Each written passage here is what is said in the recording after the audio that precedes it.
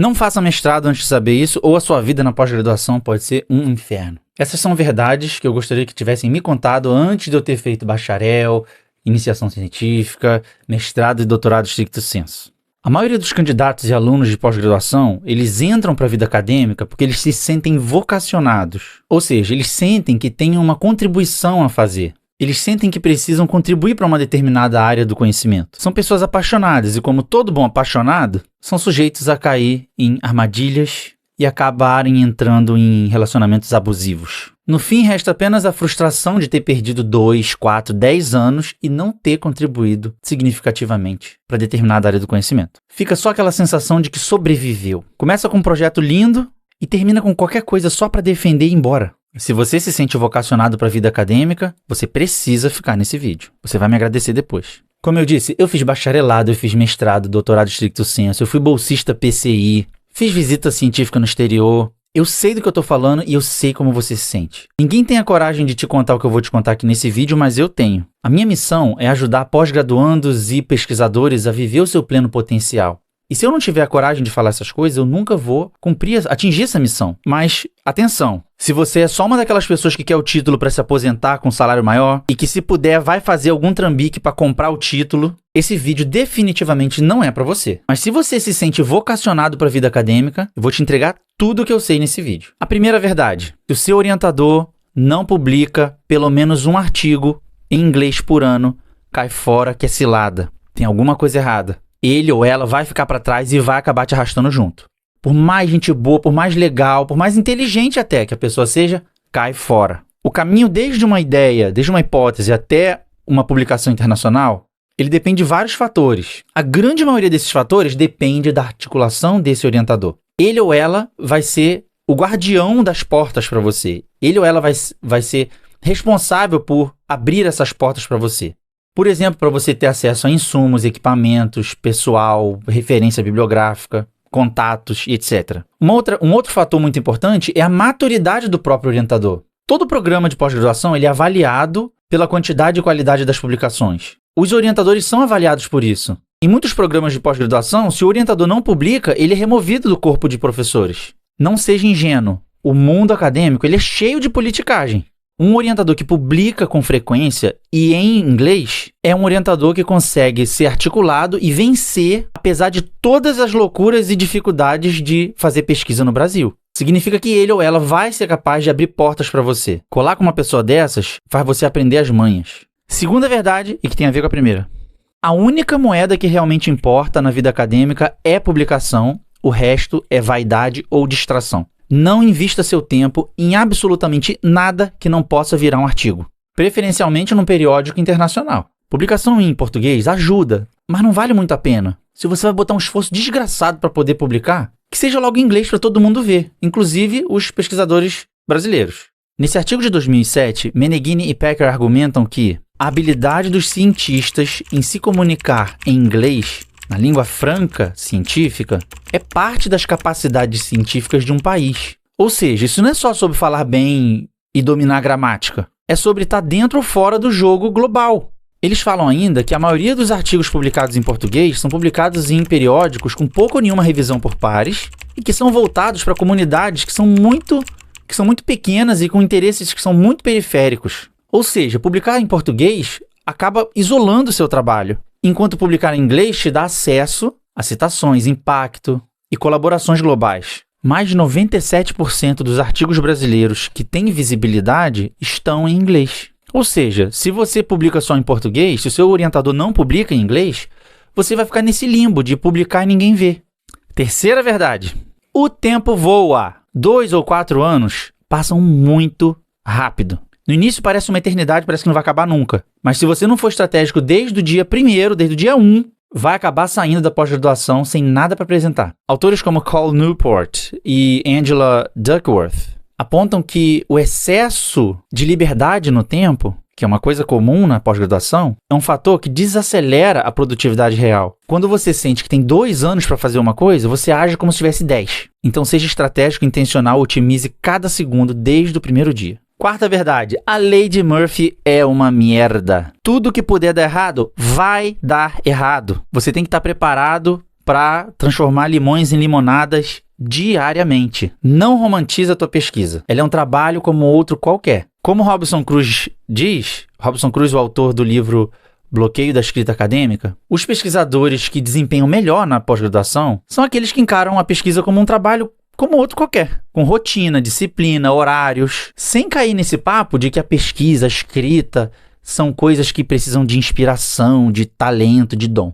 É um trabalho como outro qualquer, tenha rotina. Quinta verdade, networking é a segunda coisa mais importante. A primeira vai continuar sendo publicação em inglês. Quem você conhece não só vai moldar as suas ideias e as suas crenças sobre a tua pesquisa, mas vai controlar o tipo de oportunidade que pode aparecer para você. Seja intencional na hora de fazer amiguinhos na vida acadêmica. Nesse artigo, a pesquisadora Jessica Borger fala sobre o poder do networking na carreira. Fala de como ela teve que ativamente fazer networking para poder superar as limitações locais que ela tinha. Se até para ela, morando na Austrália, sendo gringa, falando inglês, o networking foi fundamental, imagina para você, pra gente no Brasil. Sexta verdade, se você não fala inglês, você vive numa bolha que parou no tempo. Sem inglês, você não domina o estado da arte. Sem inglês, você só conhece panelinhas que falam em português. Sem dominar o estado da arte e preso dentro de uma panelinha dessas, vai ficar difícil para você publicar e ter oportunidades. Aquele artigo de Meneghini e Packer que eu citei, de 2007, ele fala sobre o risco de você não publicar em inglês e o seu trabalho ficar invisível. E ele vai ser ignorado não por nenhum tipo de preconceito ou sei lá o que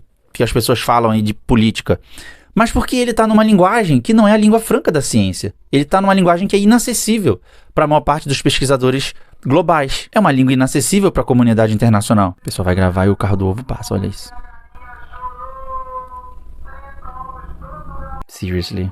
Vamos continuar. Uma vez eu vi um professor na disciplina de escrita acadêmica, na época do mestrado, falar que um livro-texto já nasce morto. E aí fiquei pensando, um livro-texto já nasce morto? Imagina o tempo que leva, desde uma descoberta até essa novidade ser publicada, em inglês, obviamente, isso ser absorvido pela comunidade científica internacional, ser aceito como um paradigma, em inglês novamente, ser propagado pelos livros-texto nas universidades gringas, em inglês, só para então esse livro ser traduzido para o português, para aí sim começar a ser absorvido pela comunidade científica brasileira. Dependendo da área, quando esse livro chegar na sua mão, ele já está ultrapassado. Então, se você quiser ficar sempre atualizado ou atualizada na sua área, você precisa dominar o inglês. Senão você vai estar preso numa bolha que parou no tempo. Sétima verdade. Essa aqui vai doer, hein? Porque eu ouço muita gente falar assim, minha vida é um caos, não tenho tempo pra nada, não tenho tempo pra aprender inglês. Então, pega essa. Se você é uma pessoa competente, acostume-se ao caos. Porque o que você chama de caos, eu chamo de crescimento constante. E esse crescimento constante é o caminho natural para uma pessoa que é competente. Se você é bom no que faz, o que você acha? Você vai ter menos ou mais oportunidades? Você vai receber mais ou menos responsabilidade? As pessoas vão querer mais ou menos a tua expertise. Então não tem como você ficar esperando a vida acalmar para poder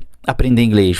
Você tem que encontrar uma metodologia que se encaixe no caos que você vive, que você aprenda dentro desse caos, que você aprenda inglês na vida. E aí que vem uma armadilha. E aí que vem a oitava verdade. Quanto mais você adiar o inglês, maior é o risco e maior é o tombo. Vamos imaginar que dê tudo certo na sua caminhada. Você faz iniciação científica, passou para o mestrado e tal. Aí você vai usando o ChatGPT, o Google Tradutor, para traduzir artigos para você. Você paga alguém para traduzir um artigo para você publicar em inglês. Eu já ganhei muito dinheiro assim, traduzindo artigo para pesquisadores brasileiros que queriam publicar em inglês. Já vou dizendo que não, é um serviço barato. Você usa o Google Tradutor para poder traduzir os e-mails dos colaboradores internacionais que eventualmente apareçam. Você vai usando essas gambiarras, vai dando esse jeitinho brasileiro. Essas gambiarras vão servindo de bengala para você. E isso eu entendo, não é um defeito. Eu tô falando assim, não é de um jeito sacana. É porque quando a gente lida com pesquisa, a gente tende a ser muito prático, muito pragmático. A gente tende a ponderar as coisas e ver o que vai me dar mais resultado,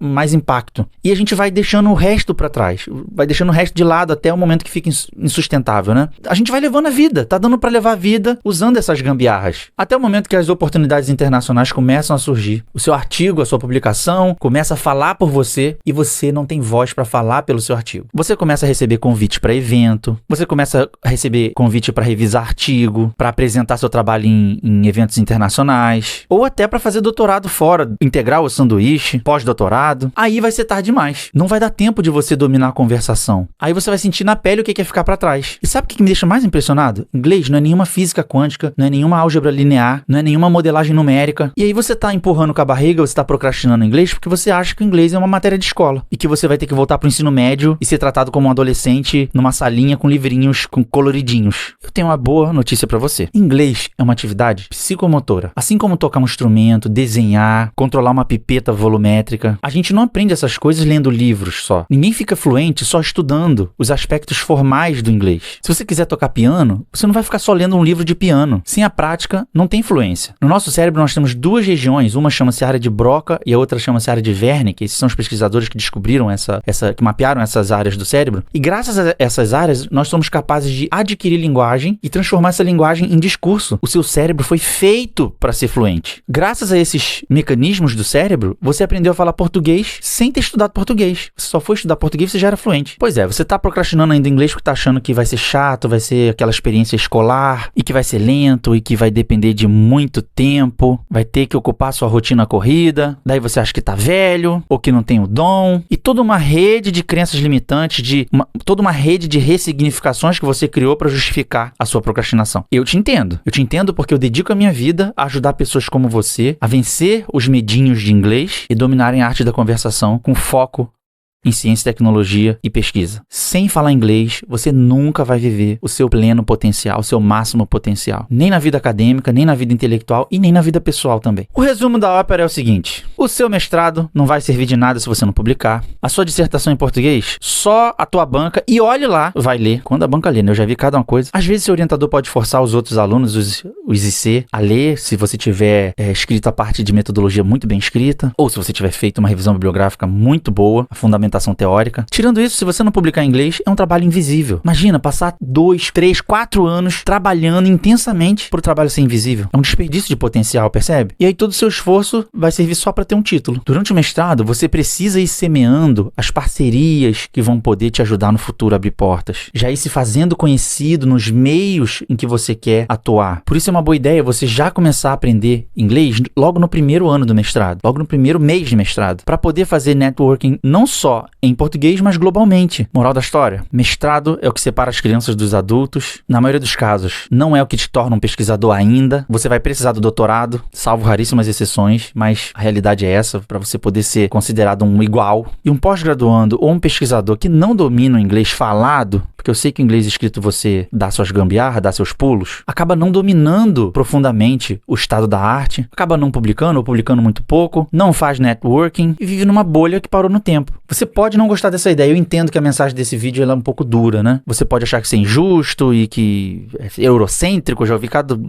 recebi algumas críticas por causa disso. Mas esse é o jogo, não seja inocente, não seja ingênuo. O mundo acadêmico, eu já falei, é cheio de politicagens. Ele vai te engolir vivo se você não considerar essas coisas. Se você quer vencer na vida acadêmica, você precisa de estratégia, não de ideologias ou de romantismos. Eu vou te pedir uma ajuda agora. Se você curtiu esse vídeo, manda ele lá no seu grupo de pesquisa, manda ele para os seus colegas acadêmicos, para os seus colegas de laboratório, porque aí você não vence sozinho, você leva eles junto com você. E você também provoca aqueles que não concordam com isso tudo que a gente concordou aqui hoje. Bora mudar a pesquisa no Brasil juntos. Com isso, você também ajuda o meu canal a crescer. Meu nome é Guilherme Sobrinho e eu ajudo pós-graduandos e pesquisadores a viverem o seu máximo potencial através da conversação em inglês. Desde já eu te agradeço o tempo que passamos juntos e por você ter compartilhado o meu vídeo, e a gente se vê daqui a pouco no próximo vídeo. Lembra de uma coisa, não esqueça, sem inglês, sem impacto, com inglês, sem limite. Até o próximo.